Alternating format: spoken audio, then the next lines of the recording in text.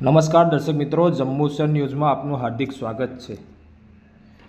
જંબુસર આમોદ વચ્ચે વહેતી ધાધર નદીમાં એક વ્યક્તિ મોતની છલાંગ લગાવી।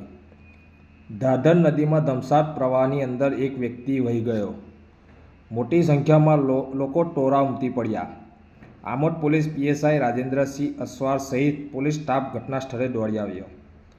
સ્થાનિકોએ નદીનો વિડીયો ઉતારતા પાણીમાં વહેતા વ્યક્તિનો વિડીયોમાં થયો કેદ।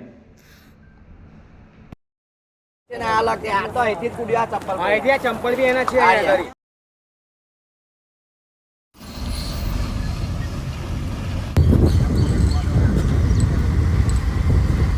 अब को चालू ला